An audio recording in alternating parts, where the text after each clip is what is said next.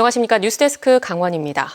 이번 달부터 전기요금과 가스요금이 일제히 오릅니다. 오르지 않는 물건이 있나 싶을 정도로 소비재 가격이 치솟는 상황에서 공공요금까지 올라 에너지 취약계층의 한숨이 더욱 깊어지고 있습니다. 김도균 기자입니다. 대표적인 공공요금인 가스와 전기요금이 오릅니다. 4인 가족 한 달 기준으로 가스요금은 4,400원, 전기요금은 2,580원을 더 내야 합니다. 같은 양의 전기와 가스를 사용했을 때 한 달 부담해야 하는 평균 금액은 81,990원에서 88,980원으로 7,000원 정도 부담이 늘어나는 겁니다. 식료품을 비롯해 생필품과 기름값까지 오르지 않은 품목을 찾는 게 더 어려운 요즘. 전기와 도시가스 값이 오르면 강원도 소비자들은 특히 더 큰 타격을 입게 됩니다. 통계청은 소비자 물가지수를 산출할 때 실생활에 더 큰 영향을 주는 품목에 가중치를 부여하는데 강원도에서 공공요금이 차지하는 비율은 전국 평균보다 높은 35.6% 정도입니다. 강원 지역의 경우 전기료의 가중치가 다른 지역에 비해 높은 수준을 보이고 있어서 전기료 인상 시 소비자 물가에 미친 영향이 다소 클 수 있을 것으로 예상됩니다.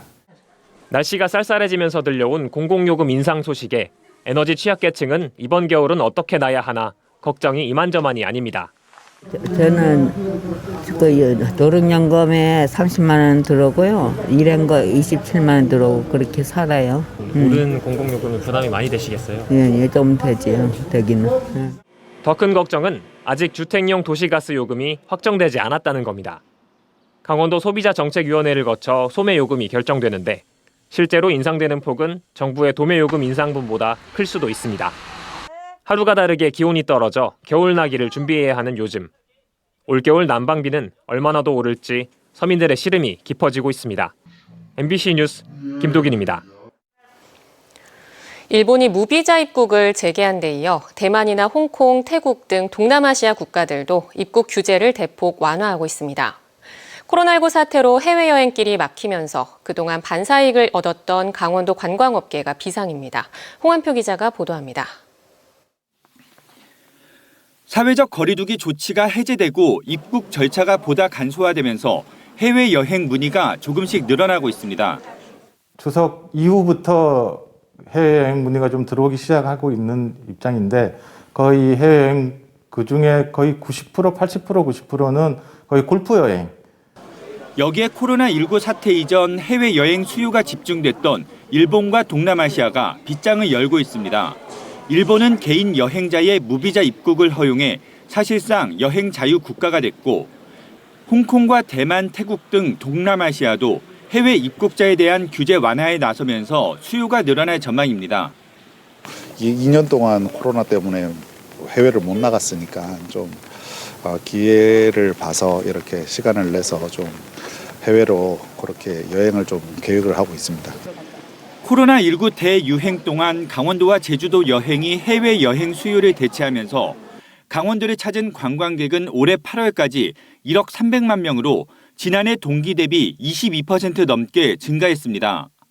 그런데 해외여행 빗장이 풀리며 그동안 반사 이익을 얻었던 강원의 관광 경기에 비상이 걸렸습니다. 과잉 관광, 그러니까 지나치게 자주 강원도를 찾은 오버 투어리즘으로 피로감이 높아진 상황에서 물가까지 고공행진을 계속한 겁니다.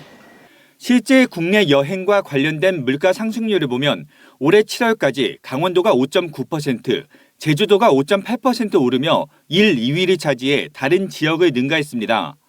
반면 엔저 현상, 공격적 마케팅으로 과거보다 일본 여행은 더욱 저렴해질 것으로 전망됩니다. 강원도는 양양공항을 중심으로 국제 노선을 확대해 관광 활성화를 이어간다는 방침입니다. 플라이 강원의 10월 베트남, 일본 등 국제 노선 확대 계획에 맞춰 국제선이 재개됨에 따라 또 강원도와 함께 여행사 대상 상품 계획이라든지 판매를 지원 중에 있고 전세 유치를 좀 추진 중에 있습니다. 또 해외로 나가는 관광객만큼이나 해외에서 국내로 들어오는 인바운드 관광객을 유치하는 방안도 마련할 방침입니다. MBC 뉴스 홍한표입니다. 강원도교육청이 도내 초중학교를 대상으로 강원 학생 진단평가 신청을 마감하고 내일 결과를 발표합니다. 도교육청은 지난 7일 자정까지 접수를 받은 결과 신청률이 당초 목표치인 50%를 넘을 것으로 예상하고 있습니다. 신경호 교육감의 핵심 공약인 진단평가는 일제고사를 치를 수 없다는 전교조와의 단체 협약 때문에 신청학교에 한해 초등학교 4, 5, 6학년과 중학교 2, 3학년을 대상으로 다음 달 말부터 치러집니다. 강풍 경보가 내려진 동해안 6개 시군과 정선 그리고 강원 산지에서 피해가 잇따랐습니다.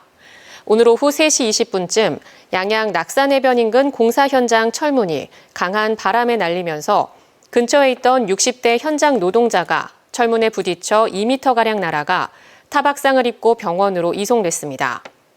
비슷한 시간 강릉시 주문진읍에서는 강한 바람에 가로등이 쓰러져 한전에서 긴급 출동하기도 했고 지붕이 떨어지고 나무가 쓰러지는 등 강원도 소방본부의 강풍으로 인한 안전조치 요청이 22건 접수됐습니다. 말도 많고 탈도 많던 평창 스마트 축산 시범단지 조성 사업이 2년여 만에 결국 백지화됐습니다. 사업 유치와 동시에 불거진 주민 반발과 지역 갈등도 일단락될 것으로 보입니다. 조성식 기자입니다. 지난 민선 7기 역점 사업 중 하나인 스마트 축산 조성 사업이 백지화됐습니다. 평창군이 지난달 말 사업을 포기한다는 내용의 공문을 강원도에 보냈습니다. 사업 예정지의 경사도와 지반 등을 조사한 결과 과도한 토목 공사비 투입이 불가피해 경제성이 떨어지고 원자재 가격 상승과 한우 가격 하락 등 최근 악재가 겹치면서 참여 농가들이 사업 포기서를 제출하기도 했습니다. 참여 농가들도 그렇고 행정도 그렇고 또 지금 현재 상황도 그렇고 이것들이 잘 맞물려서 돌아가도 사실은 대규모 사업은 진행하기 어렵거든요. 근데 이게 하나라도 삐끗거리면 안 되는 건데 거의 다 잘 맞지가 않아가지고. 스마트 축사는 평창읍 노런리 일원 23헥타르터에 축사 25개 동 한우 2,500마리 규모로 농가들이 모여 땅을 사고 축사를 지으면 기반 시설과 첨단 기술 등의 국도비 95억 원을 지원하는 것이 당초 계획이었습니다. 하지만 유치와 동시에 주민 반대에 부딪혔고 평창군이 농가를 대신해 군비로 부지 매입에 나서면서 특혜 시비 논란을 빚기도 했습니다. 사업 철회를 위해 항의 집회는 물론 소송전까지 벌어진 상황. 반대 측 주민들은 평창군의 사업 포기 결정을 반기는 한편 주민 의견을 무시한 일방적 행정이 더 이상 반복돼서는 안 된다고 경고했습니다. 주민들의 의견을 다 청취를 해가지고 우리 사업이 다 잘 될 수 있는 사업만 해야 되는데 주민들 70% 이상이 반대하는 사업을 강행해서 지금 이런 결과가 초래된 것입니다. 앞으로 평창군은 관련 국비는 물론 의회 승인을 받은 부지 매입비 30억 원도 반납 절차에 들어갑니다. 사업 초기에 중단한 만큼 매몰 비용은 거의 없다는 것이 평창군의 계산입니다. 스마트 축산 조성 사업 유치와 동시에 조직된 농업기술센터 내 TF도 2년여 만에 해산 조치됩니다. 말도 많고 탈도 많던 스마트 축산이 평창에서 완전히 지워지면서 장기간 이어진 지역 갈등도 해소 국면에 접어들 것으로 예상됩니다. MBC 뉴스 조성식입니다.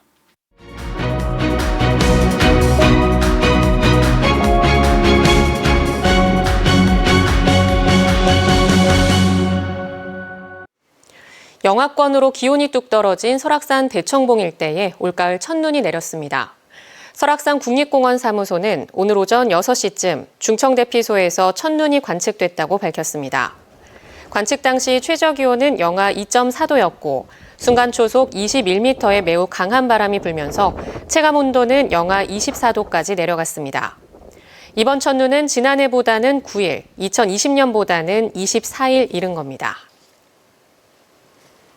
도내 코로나19 확진자 수가 닷새째 1000명대 이하를 기록하며 감소세를 보이고 있습니다. 오늘은 오후 6시 기준 강릉 69명, 동해 47명, 삼척 26명, 태백 19명, 속초 10명 등 481명이 확진돼 누적 확진자 수는 73만 4천 명을 넘겼습니다. 질병관리청은 지난달 25일부터 일주일 사이 전국 의료기관을 찾은 외래 환자 1000명 중 7명 이상이 독감 의심 환자였다며 코로나와 독감의 동시유행을 뜻하는 트윈데믹 우려가 커지고 있다고 말했습니다. 제103회 전국체육대회가 나흘째 울산에서 열리고 있는 가운데 강원도 선수단이 종합 11위를 달리고 있습니다. 어제까지 7위였던 강원도 선수단은 오늘 육상의 정선군청 임찬호, 속초여고 박우림 선수가 금메달을 따내는 등 지금까지 금메달 32개, 은메달 40개, 동메달 54개를 획득해 종합점수 9,780점으로 11위를 기록하고 있습니다. 이번 전국체전은 오는 13일 폐회하며 제104회 전국체전은 내년에 전남 목포에서 열립니다. 강원뉴스 마칩니다. 시청해주신 여러분 고맙습니다.